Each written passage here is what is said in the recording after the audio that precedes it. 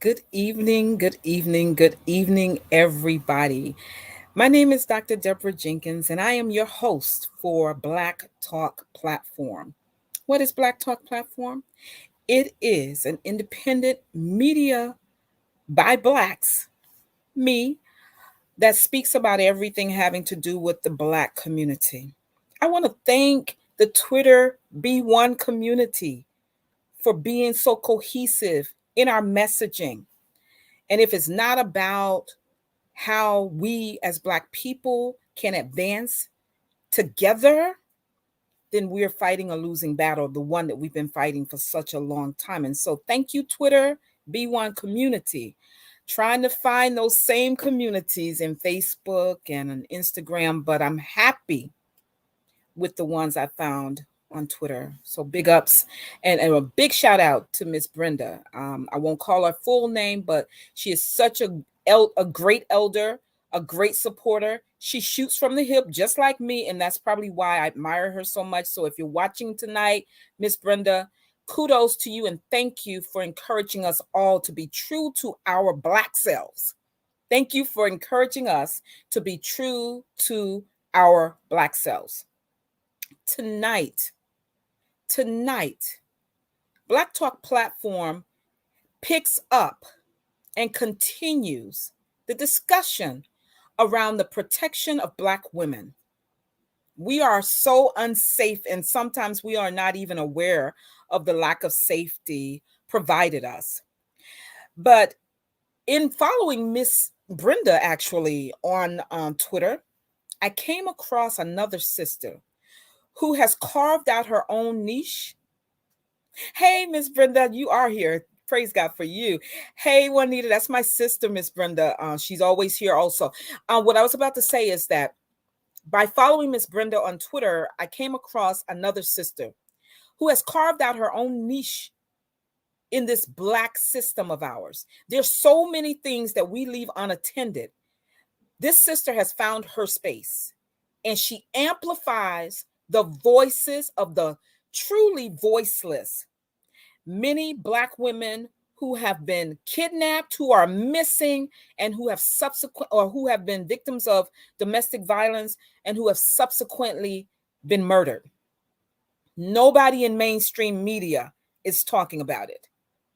No Black journalists in mainstream media are talking about it. But what they are talking about and are in lockstep with is the White House and the mandates that they are putting on everybody to get that thing. And it's disgusting to me that Black people would join in the chorus and carry water, tote water, yet again, for something that they are telling us affects us most. I remember my mother always saying, I'm always skeptical when they say it affects Black people more than any other group. That's as simple as that. It's as simple as that. And so I know personally people who've stopped talking to me.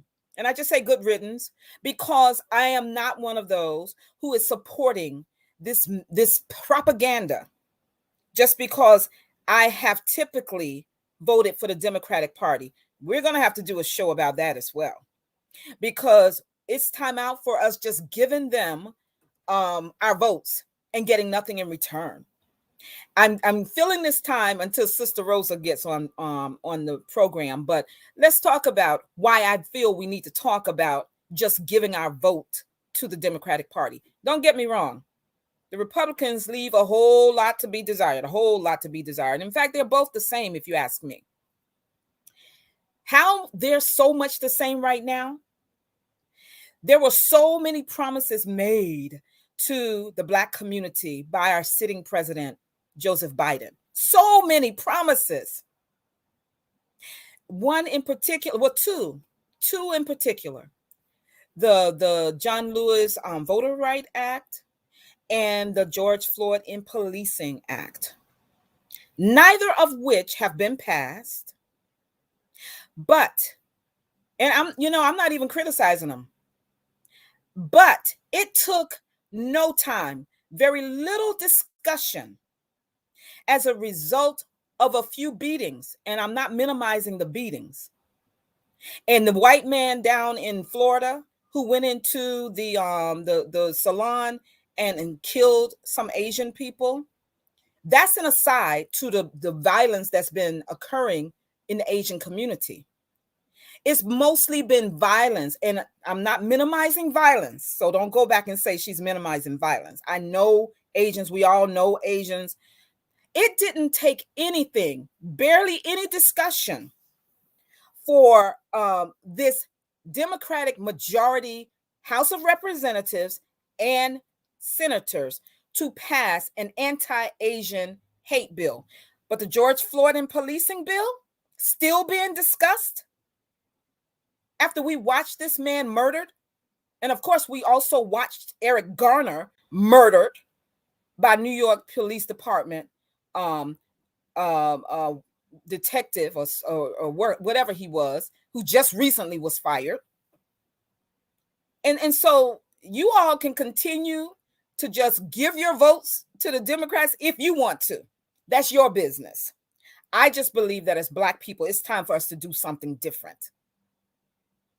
And I don't need anybody coming to me talking about the former guy. I posted something last week about the student loans and the community college. Again, promises made by this sitting president, not by his predecessor, by him, you know, and those things are off the table. So I posted it on Facebook.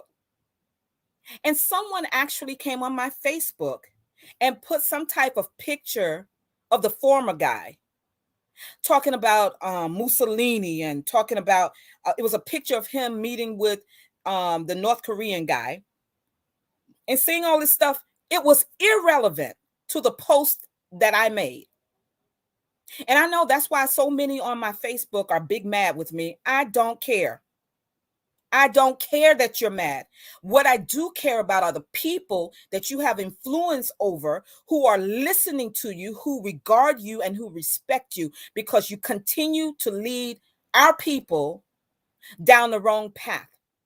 Because like our white counterparts, you seem to think that politics is the end all for Black people in this country. And if that were the case, with all the bloodshed in the 60s, we wouldn't be where we are in 2021.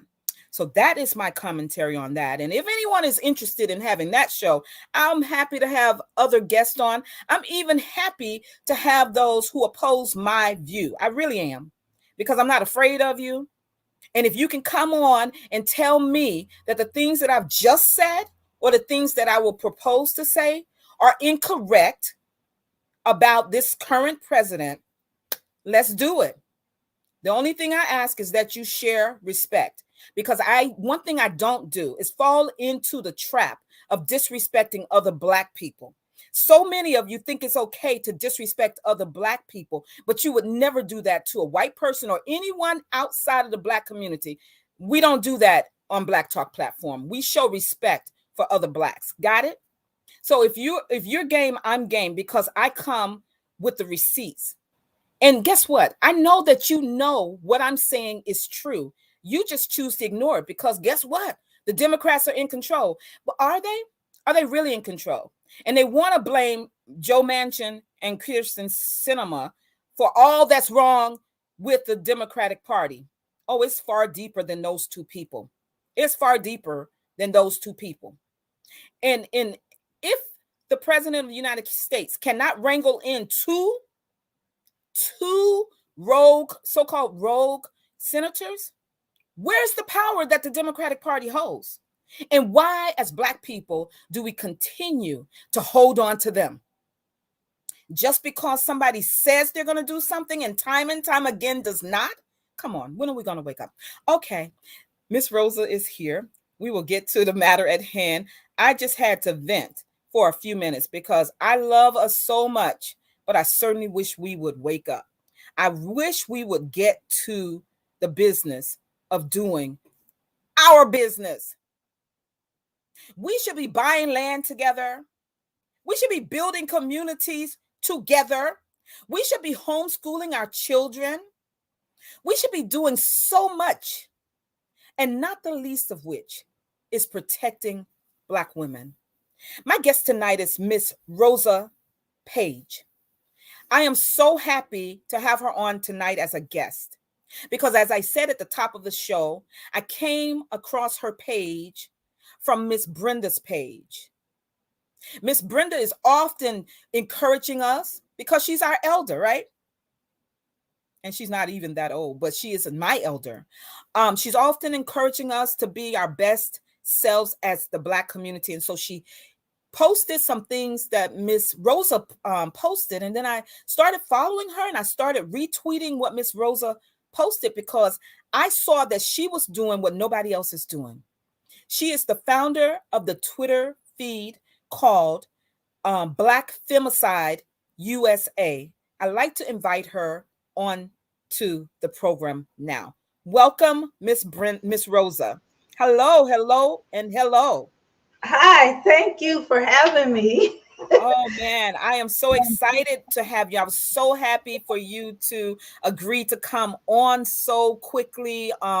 This what you're doing, and if no one else sees it but me, you, and Miss Brenda, and those almost 3,000 people on Twitter who follow you, that's a start. 3,000 is a start. And I believe your number is growing daily because we all believe that we should be protected. So talk to us about you, Miss Rosa, and how you came to make this what you would do for our community. Okay, thank you so much, Dr. Jenkins. I'm a nurse. I'm a nurse. I've been a nurse for 31 years. I've been a Wow. nurse.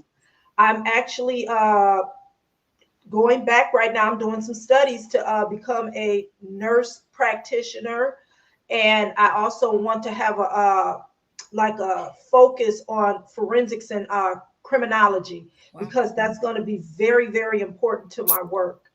Um, Black Femicide was created because I saw that Black women and girls were being murdered in the community and no one was talking about it. I noticed that the rate was just really, really skyrocketing. And again, no one was talking about it. The FBI, prior to this year, when the FBI came out with every 6 hours, and I'm going to get to that, their last official data was back in 2015. So people were quoting that a woman, and that was across the board. This was not just the Black community. Across the board, the FBI had stated that a woman was being killed every 19 hours. I knew that that could not be accurate because in the Black community, Black women and girls were dying and being murdered at a much higher rate than what the FBI was saying.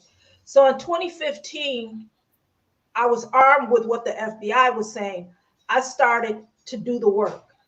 Um, I, I started to do the work for a number of reasons because one, the biggest reason, I knew the data was incorrect from the FBI. Okay. And also, two, is because we, in our community, and everyone who's listening knows this to be true, our community does not trust the government. They do not trust the white man. Okay. So I started becoming an independent researcher because I'm a Black woman. And I felt as a Black woman who focuses on my community, this is important work. So somebody needed to be doing it. Nobody, as you said, nobody is doing this work. They're not focusing solely on our community. So I started doing the work.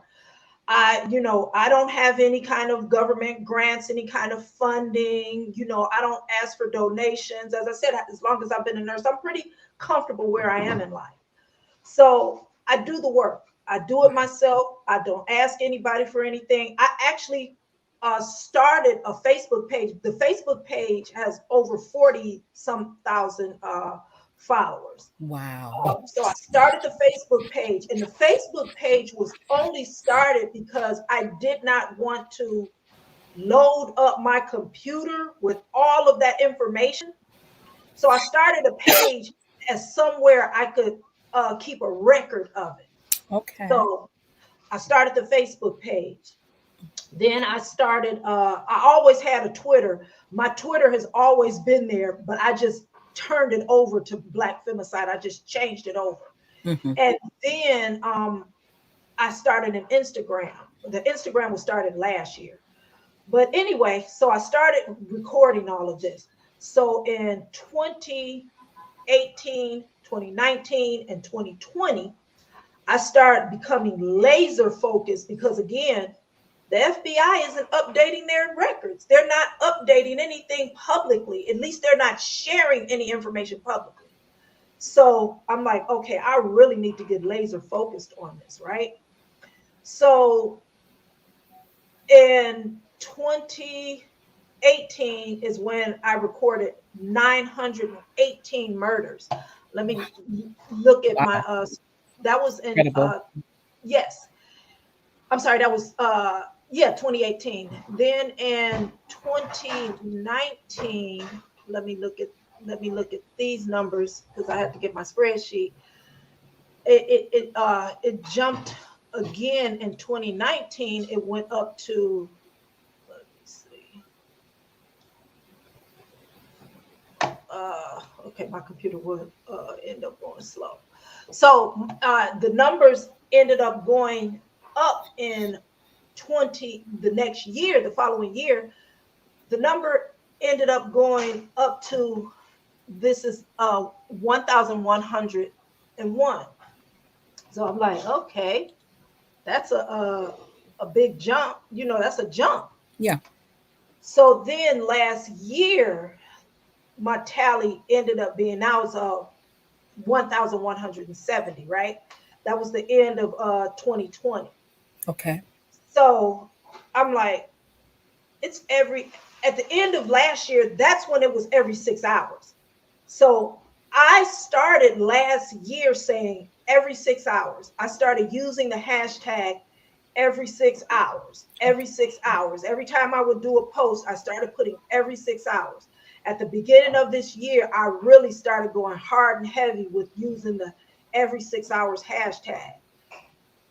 So I said, okay, last year I started saying I'm going to have a march in Atlanta because Atlanta is a Black hub of excellence. Mm-hmm. So I figured the first place to have a march would be Atlanta, you know. So September 25th of this year, I had a march in Atlanta. It was the first one, so I'm just going to chalk it up to that. But the turnout was nothing like I expected. It was nothing like I expected. Excuse me. So September 28th, 3 days after the march, the FBI released their data. Wow. And they said 1,440 Black women had been killed in the year the past year 2020. And they said a Black woman is being killed every 6 hours. I said, whoa, wait a minute. I've been saying this on my own since last year. I've been saying that it's every 6 hours. And also, you know, like I say, the FBI, that's a government agency. They have millions and billions of dollars at their fingertips. Yep. They also have teams of people who can do that. For me, a lone Black woman to be like 271 numbers off, mm-hmm. I think I did pretty darn good to be a woman working on my own. Can I stop you right there? May I stop you right there, Miss Rosa? Because you have given us a wealth of information that we need to just stop and praise the Almighty for you. Listen, I found a lesson in there. I mean, it's a lesson that I'm already accustomed to, but I need our community to hear what she just said. She said, Miss Rosa said, I'm at a comfortable place in my life. I get no financial grants or support. She is a nurse. She's also studying to become a nurse practitioner. If you don't know what a nurse practitioner is, go look it up, because most of the time now that we're served in medical fields. We're either served by nurse practitioners or physician's assistants before we are by doctors. They are top notch. And so she's doing this. So, but she's in school studying for this type of terminal degree, but she is taking care of our community. She started the hashtag every 6 hours. She had a first march in Atlanta in September. 3 days later, September 25th, was it? Did you say that, Miss Rosa? September 25th was the march. September 28th 28th is when the FBI released their numbers. 3 days apart. First of all, they need to be given her credit for the every 6 hour designation. They need to. But for her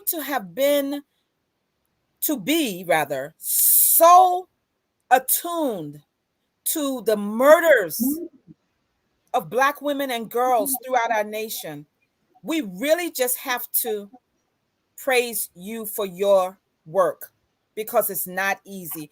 Please drop some kudos in the message box for her, in the chat for her, because I'm just getting chill bumps looking at the investigative journalism that Miss Rosa is doing. And she's not making the millions. She's not on prime time cable news stations disrespecting other Black people because she makes $1.5 million or more. She's doing this because she cares about our community. And that's the only reason I broke in right there. We needed to recognize your good work. And she was only off, like she said, by 200 and what, Miss Rosa? Between your numbers? 207? 270. I was just off by that. And like I said, I was like, I was shocked, because I'm like, they have all of these things at their ready, and here I am doing nothing. I did everything bare bones with nothing. And I knew last year that it was every 6 hours, and they came out almost a year later, like 10 months after I had started using the hashtag and telling everybody it's every 6 hours, every 6 hours. They came out and said exactly what I had been saying last year. Now, mind you, Black folks, because we got to talk about this in-house foolishness that we do with one another. Yes, I have been attacked by Black men in the community. Wow. I have been attacked by Black women. They were calling me an agent. They were saying I was working for white supremacy. They were saying that I was just doing this to try to tear down the image of the Black man. None of that is true. I went into doing this work, honestly, as a labor of love, because I love the Black community, okay? Yeah. And I wanted to show that we have an issue in our community, because I noticed the law enforcement involved killings of Black men and boys. That's disgusting. That's a disparity that no one can deny. There's nothing, we can't deny those facts, okay? Right. But Black women and girls were also being killed by law enforcement, and they didn't get any of the publicity, and it's not an Olympic, a race of oppression, who can be number one.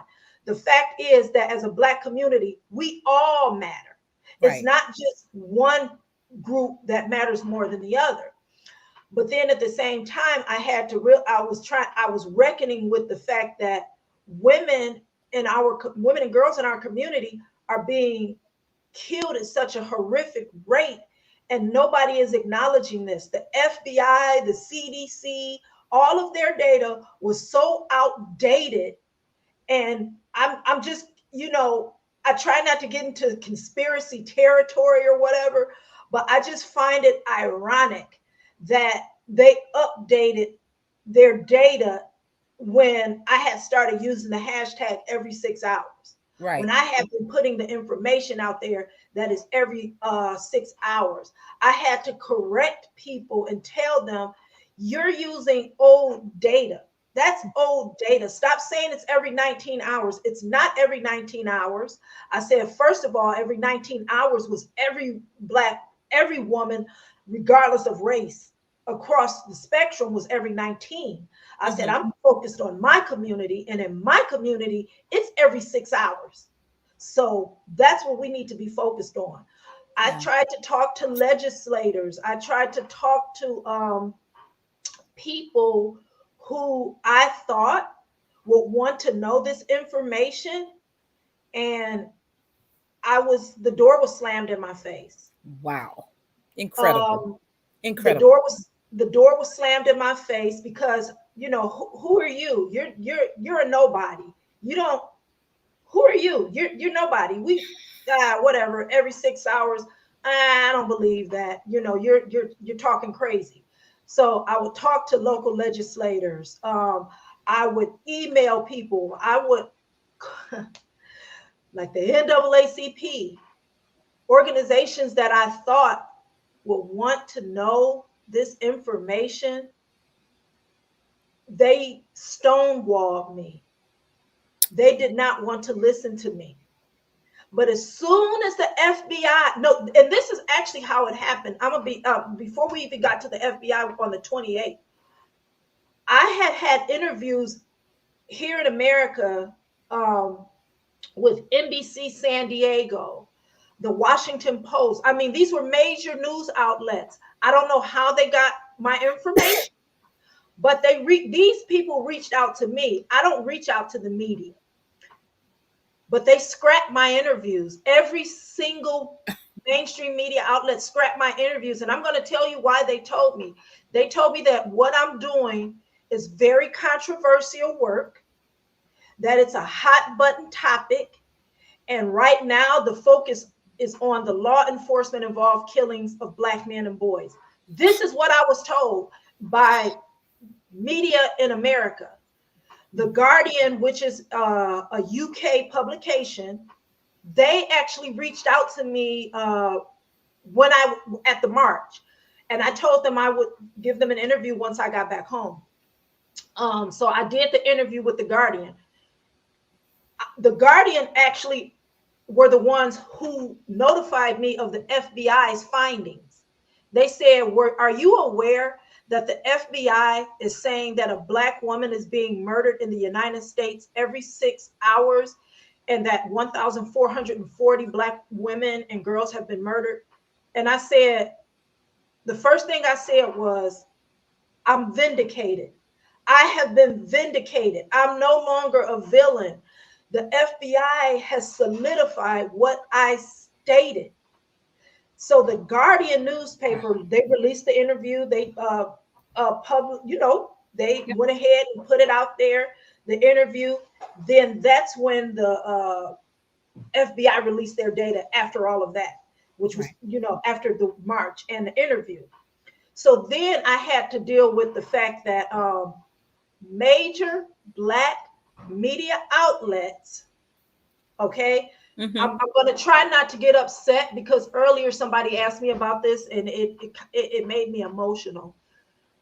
I'm going to say this. The turnout at the march wasn't like I expected. That kind of hurt me, okay? That kind of hurt me, but I chalked it up to it being the first march, and, I don't have the money to do a media blitz and, to put the messaging out there that, the march was going on. I just did it on my social media outlets, right? Mm-hmm. When the Guardian released that interview, everybody, I had to look at social media and see people parroting what the FBI said, which I have been saying all along. People that I respected. Black media actually copy pasted the interview from the Guardian. But guess what they did to me? Omitted you. They omitted me and erased me. That was like a hot knife going through butter. That hurt me to my soul because BET, the Griot, Root, all of these publications use that interview from the Guardian, and they totally erased me. A Black woman being erased on Black media outlets, Oh my goodness. to me, was treachery. Yes. because I felt that I'm Black. Why are you erasing me? I'm an independent researcher. I'm doing this all on my own. And yes, they had a link to the original article, but we know our people. Our people are not going to click on these links. They're going to just look at what's before their face and say, oh, these are FBI statistics. These are FBI statistics. Oh my God, what are we going to do? The FBI is saying this. And I'm thinking, y'all, I've been saying this loudly. I've been doing this work for 6 years at this point, and last year I was saying every 6 hours. That hurt me. It hurt me to the point where I was in tears. I was My goodness. upset, and I said, you know what? I'm going to be done with this work. I'm going to scrap all of my data. I'm going to erase and delete all of my social media platforms. And I'm going to go ahead and start selling clothes and makeup since that seems to be the money maker. I said, Oh my I goodness. because I have a daughter who actually does hair and makeup professionally. And I told her name's Marissa. I said, Marissa, I got this some money, and you know what? I'm going to invest. I'm telling you guys. I said I'm looking at Alibaba and these different wholesalers, Yeah, yeah. and I'm thinking about getting a bunch of clothes, and you can go ahead and start doing it for me. I'm serious. This is where my mindset was because I'm like, these folks don't appreciate me. Why am I doing this?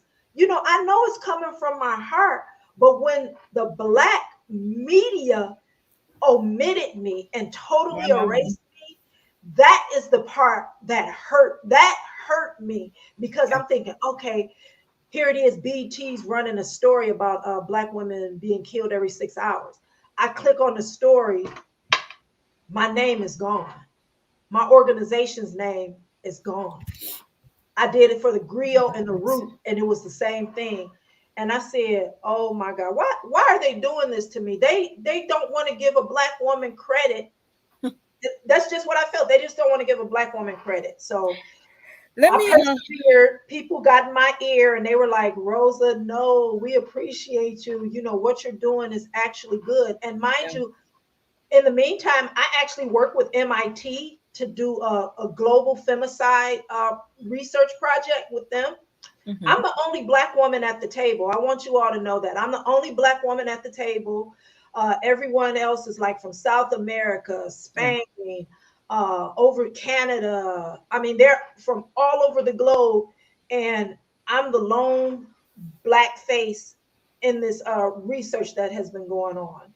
Let me So let me stop you right there because I said earlier you had me with chill bumps. My sister who was on watching, she knows that I'm a bucket of tears. I am so upset. But this is not what some of my friends and I have been saying all year, actually since last year. I just tagged them.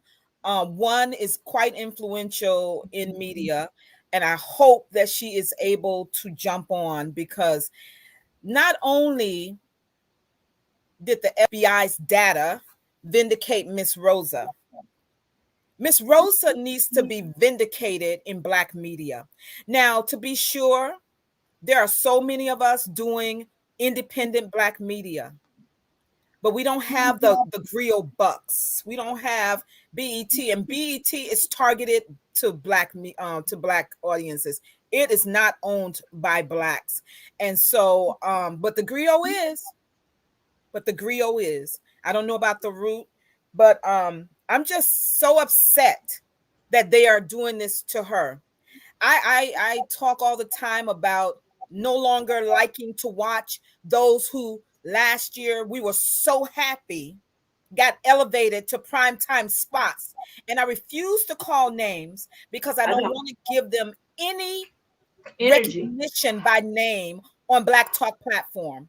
Because right now we are selling, no, no, no, they are selling out our entire community for $1 million. That's what they're doing. And you know who I'm talking about Yes. specifically. But I let know. me share, and I'm glad you went on and called out the outlets, Ms. Rosa, because what we need to do is navigate away from them.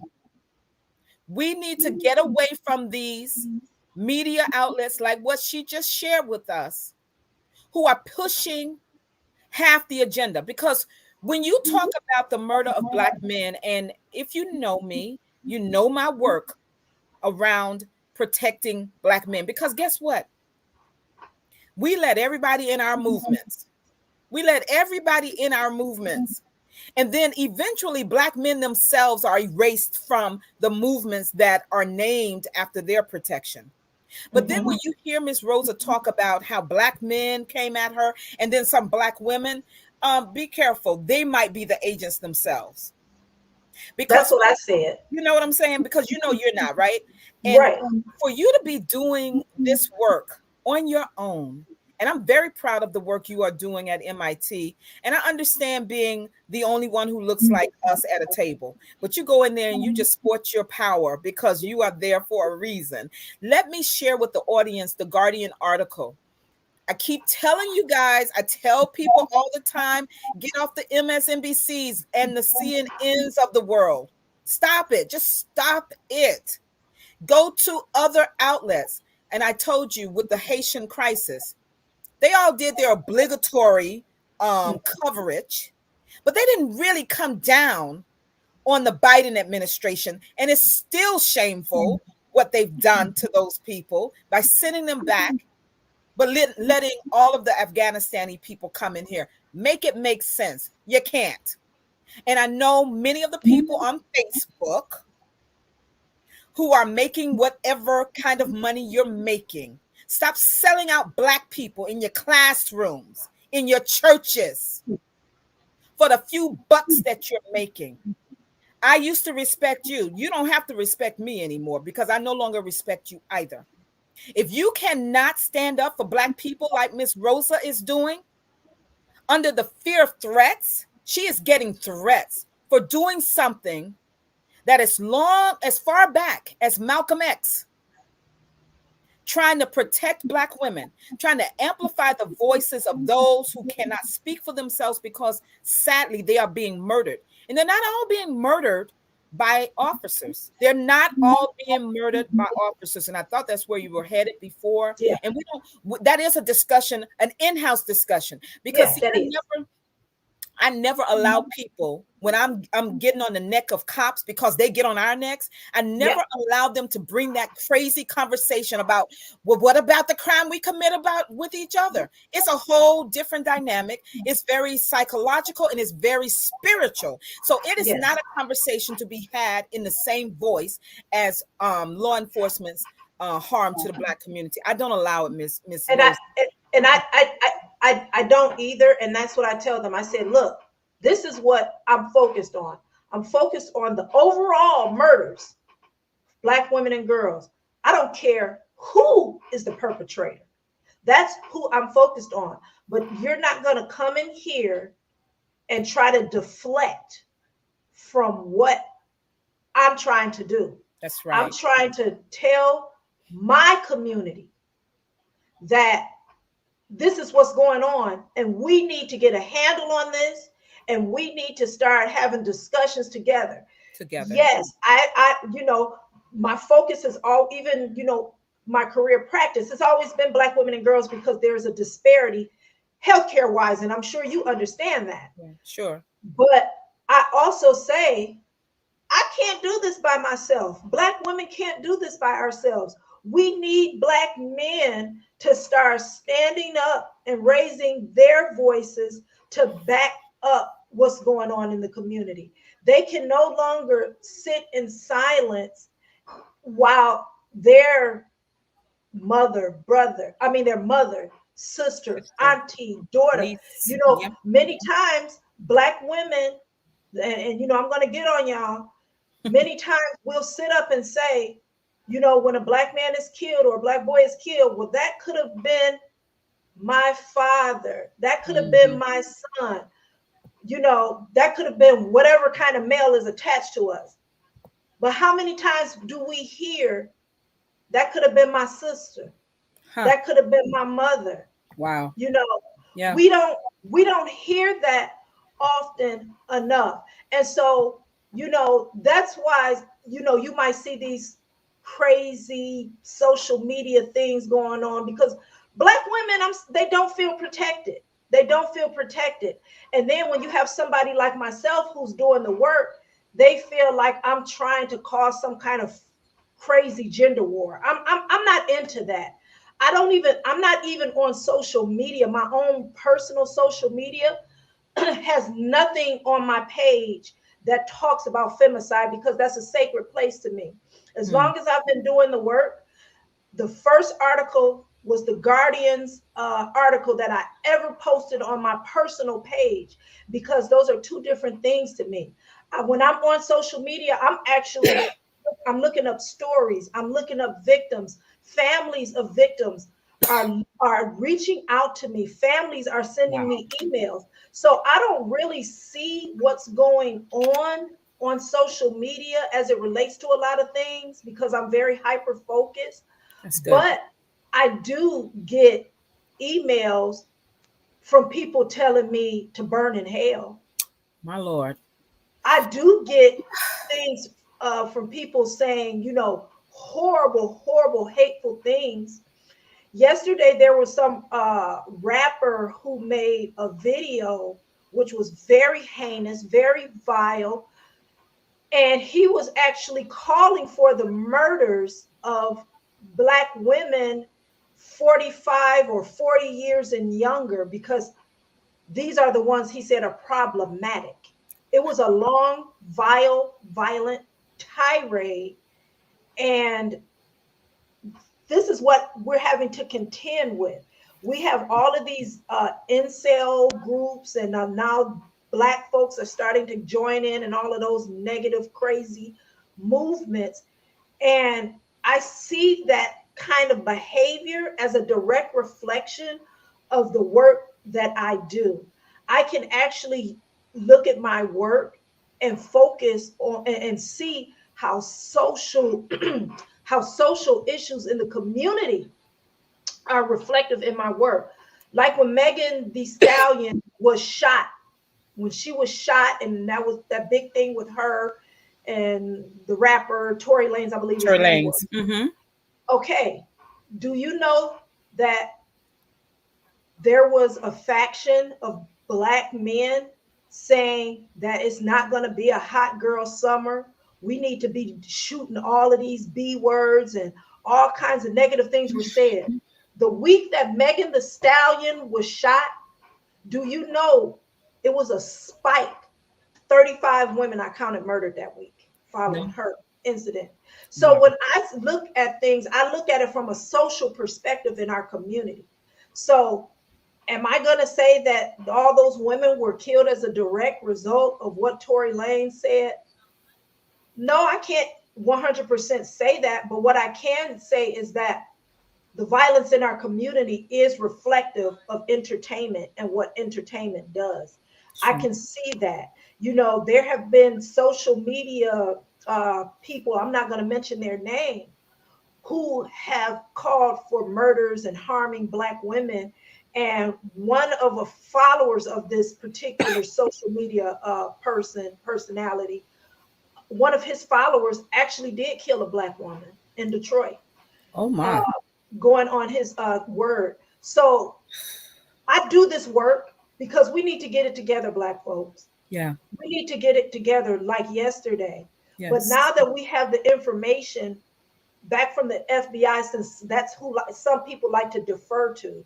Hmm. Now that you are armed with that kind of information, what are you going to do with it? What are you going to do with it? Like I tell my followers, we need to start mobilizing politically. We need to stop following those who are not serving us. I That's don't right. care what party. My organization, I have no party affiliation because at this point, nobody has served our interests. Right. Nobody is serving our interests at all.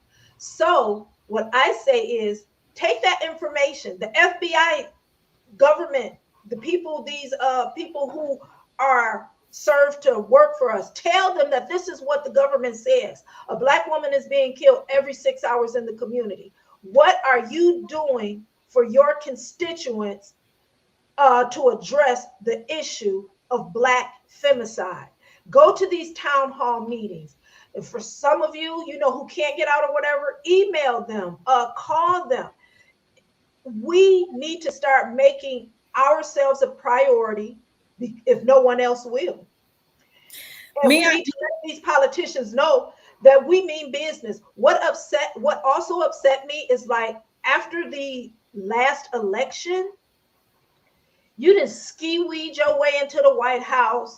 Joe Biden getting up there telling folks, well, if you're not Black, if you don't vote for me. Imagine some white person telling us who is not Black. So then after the election, we got to hear, oh, if it wasn't for Black women, the election would have been lost. Yeah. But what have they done for the Black women who got them in power? What have they done?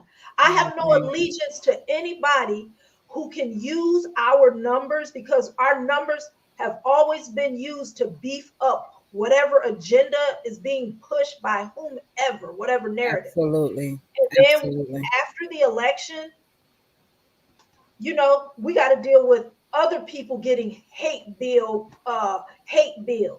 We got to look at other people getting legislation, like the missing and murdered Indigenous women. They have legislation towards that matter.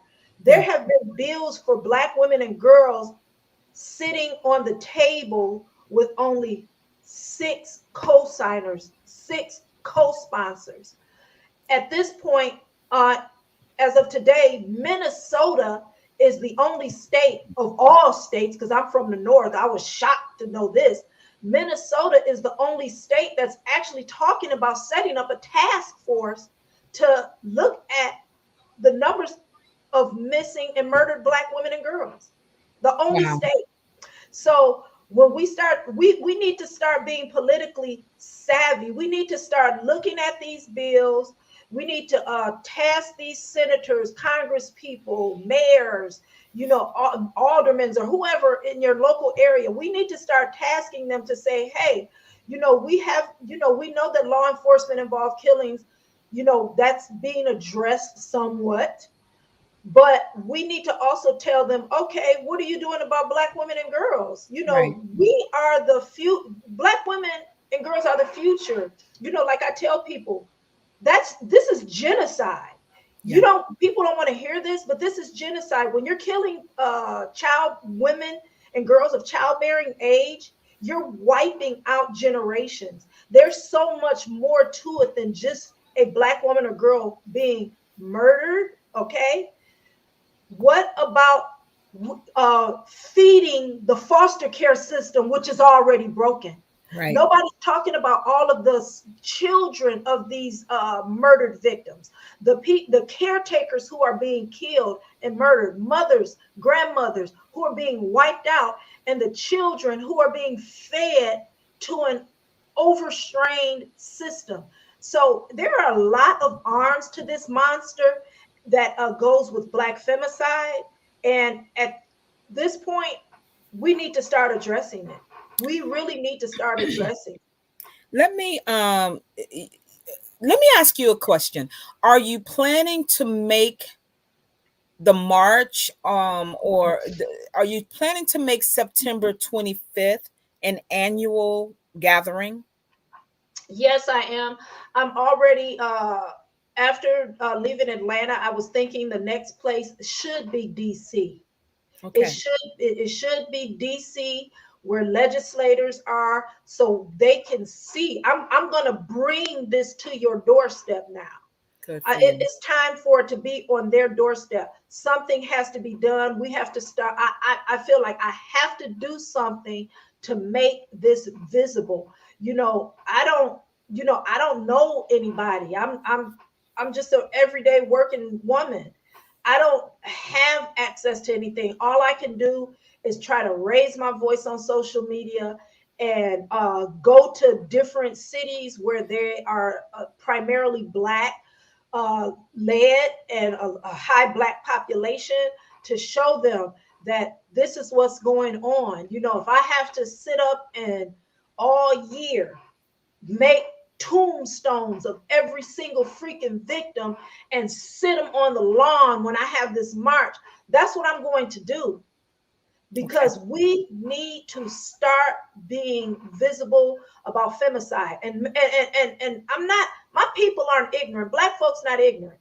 We know what femicide is, but we equate femicide with places like China, South America, Africa. So, but when we talk about it in America, they don't want to reckon with that. They don't want to deal with the fact that we are almost on South Africa's tail. A Black woman or girl is being killed every 4 hours in South Africa. Okay. Wow. Right now, we're less than 6 hours this year. We're going to be about 5 hours. I already know by the end of this year, we're going to be at every 5 hours. Okay. And by the time September rolls around, I know we're going to be at every 4.5 hours. So we're going to be right on South Africa's neck. How dare we sit up and talk about the femicide that's going on in all of these other countries when we are ignoring what's going on in our own community? Exactly. Let me ask you another question. Yes, I know you were trying to pull up your spreadsheet earlier, yes, which means that you're able to sort. Are you able to, since I'm in New York, right? Are you able to give me, in every jurisdiction that you're tracking, are you able to give me like how many of that 1,300 plus women and girls are from the New York City area, New York State?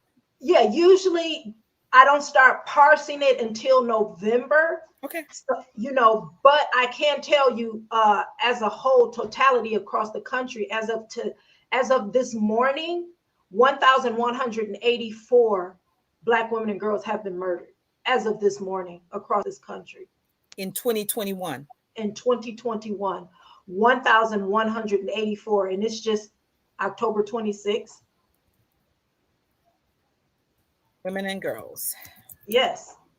You know, and you know, nobody's, you know, doing anything about it. No, I mean, nobody's saying anything. I feel like I'm just a single voice out in the wilderness trying to get this information out there, you know, and I'm going to keep doing it, even though I was really deflated because of what Black media did. You know, I still feel that I have to do it. This is an important issue. You know, now that the FBI has said it, I feel that arms me. That arms me when I can go ahead and go to these politicians. You know, let me tell you, I take my spreadsheets and I make it look as ridiculous as possible when I'm going to them with this spreadsheet dragging that these are all the people, all the women and girls who have been killed. So I'm asking you all these probing questions because I do want to help you. I want to shout out everyone who is here with us tonight. This is not one of those stories where you're going to leave and say, wow, that was so wonderful. Yes, what is wonderful is that Miss Rosa is taking time to do this for all of us. It's so hurtful. It's so hurtful. My sister just asked, why is this a hidden message? Before you answer, though, I want to just share. I want to thank Dr. Osiris for being here. Imhotep. He is from New York City, also New York City area. He's a leading pastor in Westchester County. He cares deeply about our community, but in particular about the protection of Black women. So I want to thank you, if you're still there, for being here. He always jumps in when we're having these really hot button items. And I keep saying I'm going to pull him into stuff. So what but you can't do this alone. Now, so what I've heard tonight, and I don't know about the audience, we need to protect Miss Rosa. And it's so sad, and it's very angering. It's so sad that she needs to be protected from people who look like us.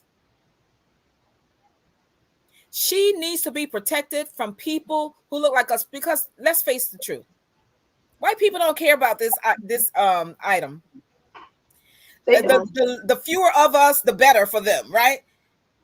But we have to care. Like Juanita's question was, why is this a hidden issue?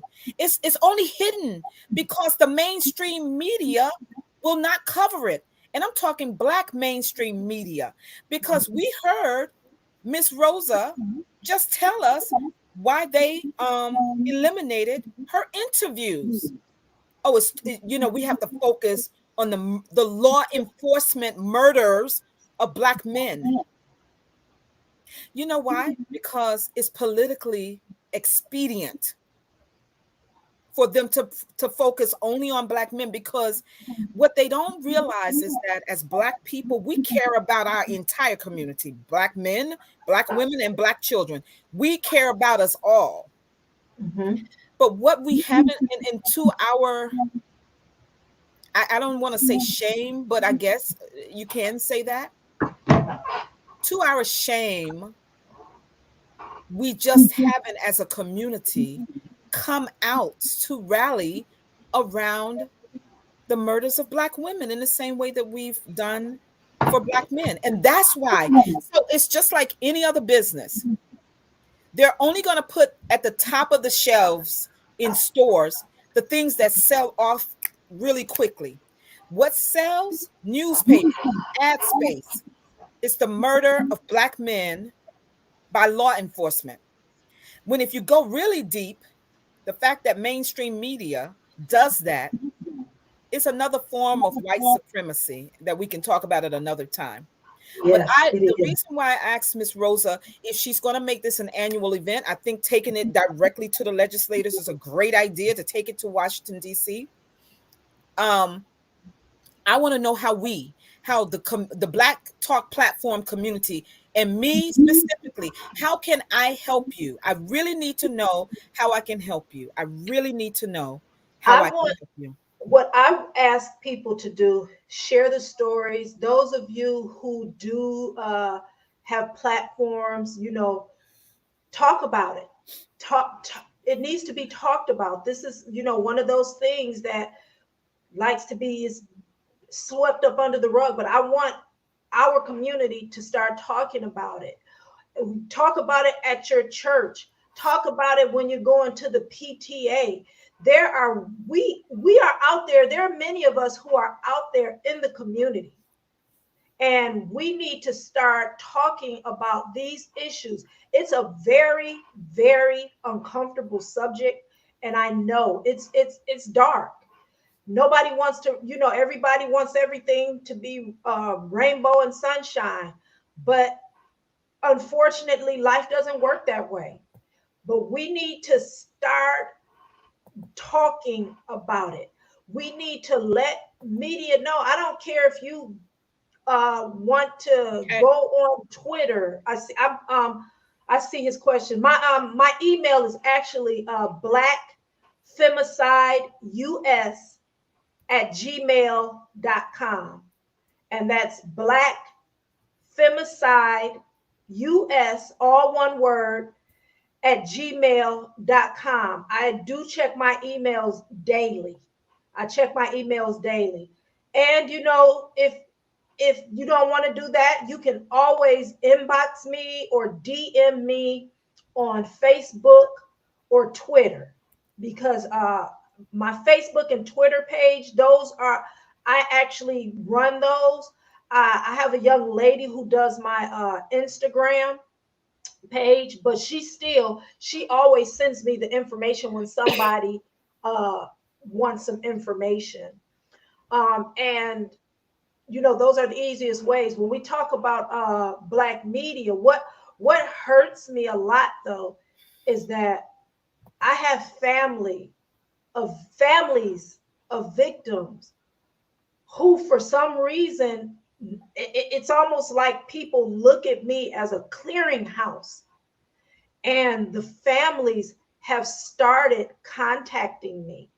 Families have started saying, can you please talk about my daughter, my mother, my friend?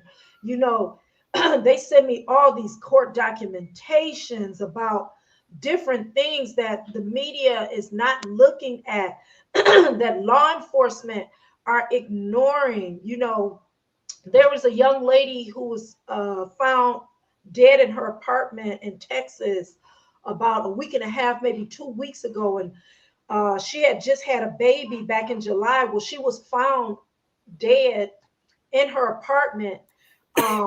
And the baby was dehydrated. He was a few months old. He miraculously survived, but he was in there with his deceased mother. The reason I bring this up is because and this is why I want to go into forensics.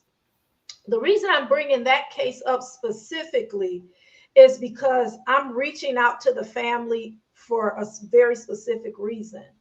This young lady who was found dead in her apartment had been strangled a few let's just say it was very recently. Prior to her death, she had been strangled by her child's father. Okay, she had a restraining order against him.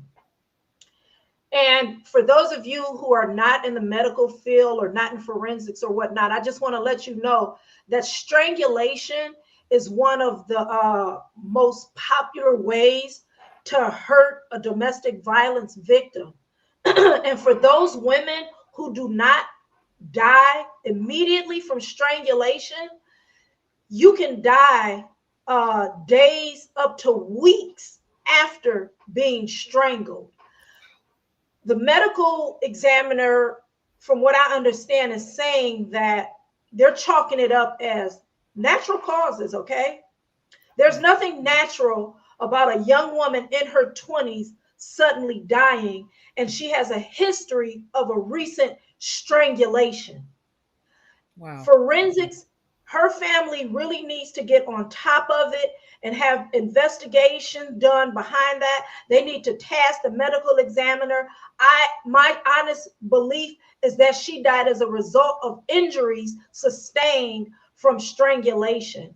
The muscles and tissues in your neck are extremely sensitive, and they swell. Sometimes they swell and you're not really aware of it. So imagine being a victim of strangulation who does not pass away immediately, but you still have injuries secondary to that nobody's looking at. But if she was a white woman, I trust and believe that angle would be looked at. So that's why I'm reaching out to her family. And that's why we need to be educated in our community that domestic violence doesn't mean immediate death. Violence against us doesn't immediately mean we're going to be dead right then. We can die as a result of the injuries later. And that's why I've reached out to her family, because I honestly feel that strangulation, her death is related to her strangulation. But they're trying to chalk it up as, medical examiner, coroner's office is trying to chalk it up as, oh, she just died from natural causes. No, look at her history. Look at her history. Wow. I'm a forensic files, cold case files junkie. So I know all the things that she's talking about, but more people need to have an advocate like you in these cases. Oftentimes, like the Amber Alerts, it's about money. We typically don't have money to pay the system to post our Amber Alerts, and perhaps they might not have it for this either, but we're praying that they will take your advice and find someone. And there are always lawyers. People like to call them ambulance chasers, but there are lawyers. All lawyers do pro bono work every year. Yes. It just needs to be put before the right one. Let me share before we wrap it up here. I want everybody to see, even though I did put the link in the chat for the Guardian article, because I want you all to know what Miss Rosa was referring to. And, just the title alone Incidentally, if you're not already following The Guardian in social media, you really should. You're going to find stories there that typically are not shared in mainstream media. So, for instance, like in New York, we have Democracy Now!, right? I That guess is I a follow it. right. We have Democracy Now!, and I don't know if everybody, it's syndicated, it's on, streams and all of that. Amy Goodman is the Mhm. host. It's been on for many, many years. Um, if it were not for Democracy Now!, a lot of things, a lot of issues that I'm personally interested in would never ever be shared. That you never see a Amy Goodman. You do not see reporters from The Guardian. You do not see reporters from Al Jazeera. It No. is the ones you don't see who you should be following, because the ones that they always bring on, they're paying them, right? They're not just coming on, they're paying them. And so they all walk in lockstep. They all say the same thing. They may say it a little differently, but they all say the same thing. I watched as MSNBC over in the summer helped to get off the ground something called the Punch Bowl. It was from one of their former colleagues. It's just her new media outlet. I don't see them doing that for Black people, but they're doing it for her and whoever she is. Her name escapes me right now. What we need to do is hold these Black media outlets accountable for the way they've treated Miss Rosa. But Miss Rosa, we really want to be of help to you. Pastor Osiris is going to reach out to you. Hey, Dr. Apostle Only Love and Danielle, we, Miss Rosa, the young lady who I just spoke about, uh, Apostle Only Love Alston, myself, and three others co-founded what we call Daughters for Justice, specifically around the work of reforming the NYPD. But we are dedicated to issues of harm for Black women and beyond. My work is strictly for Black people, but in that work that we do, where there's harm, there's harm. But I I'm have two brothers who actually live in Brooklyn, so I'm actually out in New York a lot. really, well, we really need to come together because we really want to help you. We don't want you to be disappointed next September. So there are a host of people who are Okay. willing to roll up our sleeves to help you. And you and I definitely can talk offline. Please respond to Pastor Osiris again. A good brother to know, and we do need the men to take hold of this situation the same way we do as women, Black women, for harm caused to our men. We need our Black men to say, we're going to stand in front of you and dare anybody to penetrate this line of protection against you. And if that means it's someone who looks like us, we have to and I say this all the time, there's a biblical remedy for harm caused in the community. We just don't do it. We'd rather just walk past people who are acting up in our community. But there's a biblical remedy because I follow Jesus. I'm talking about the biblical remedy. You know, Yes, I know. we, we have to handle this mess and take back our own communities. Okay. Well, one thing I do want to say right quick, because like I said, I reach out, people reach out to me from all over the place. On October 30th in Brooklyn, there's a second walk against domestic violence, and it says from Borough Hall to City Hall. So I guess they're going to be going across the Brooklyn Bridge. So it's like more survivors, less victims. And since you all are out, since you're out that way, I just wanted to say that that's what's going on. And if you want the contact information, there's the lady's name is Kay, and her phone number is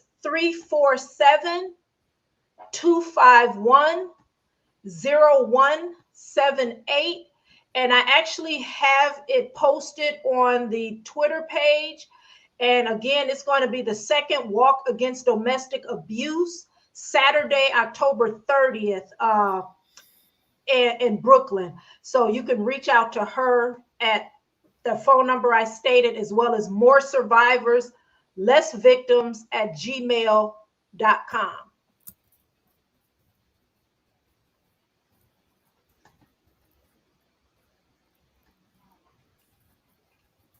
Okay. All right, I put it in the chat. I scrolled it for those who will go back and watch this. Oh gosh, something's happening on YouTube, so I couldn't post her email, but I will Okay. try. I will try. It's more survivors, less victims at gmail.com, everybody, for K. Yep, that's correct.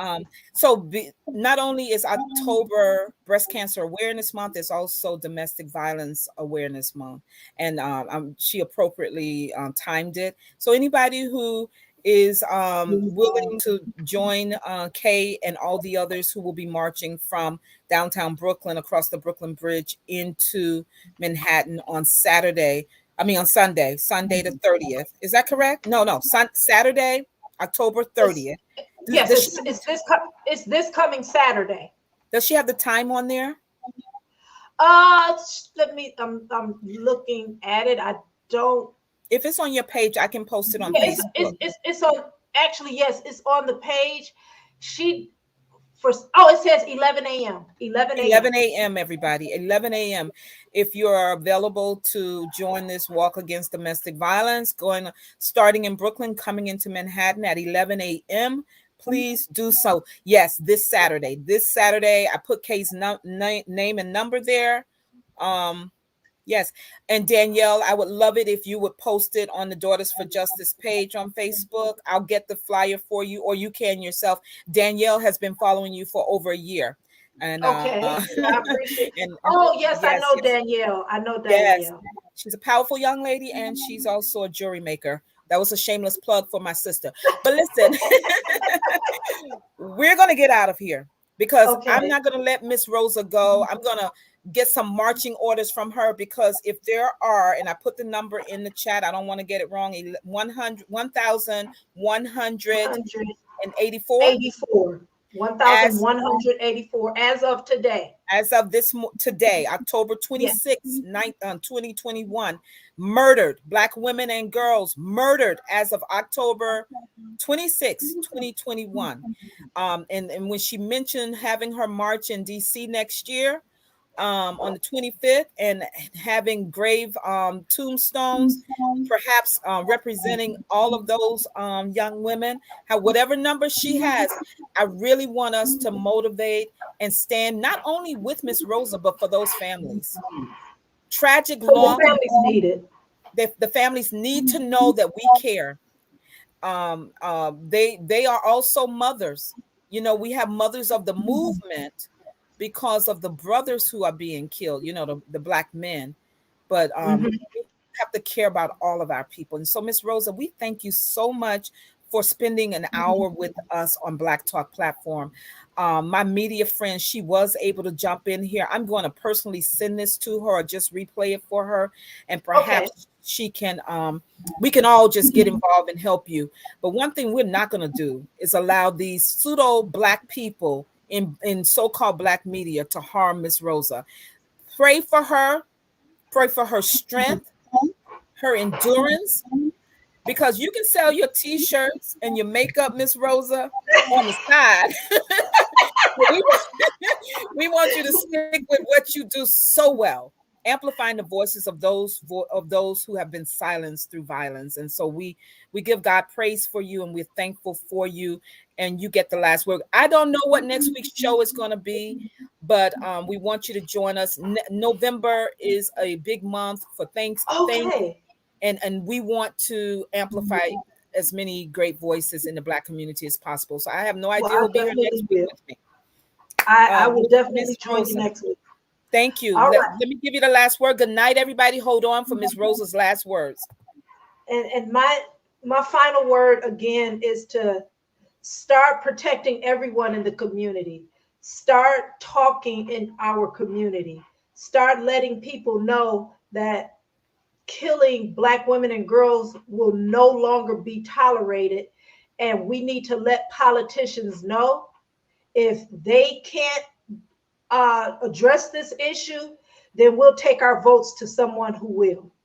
All right now. I love it. I love it. You heard it from Miss Rosa Page. She is the founder of Black Femicide US. Follow her in social media. She's easy to find. I did not know about the Facebook page, but I know now. Please follow and support her. God bless you all. God bless you, Miss Rosa. I will see you in the green room. Don't go anywhere. And we'll see you on Okay. Black Talk platform next week, everybody. God bless and be safe.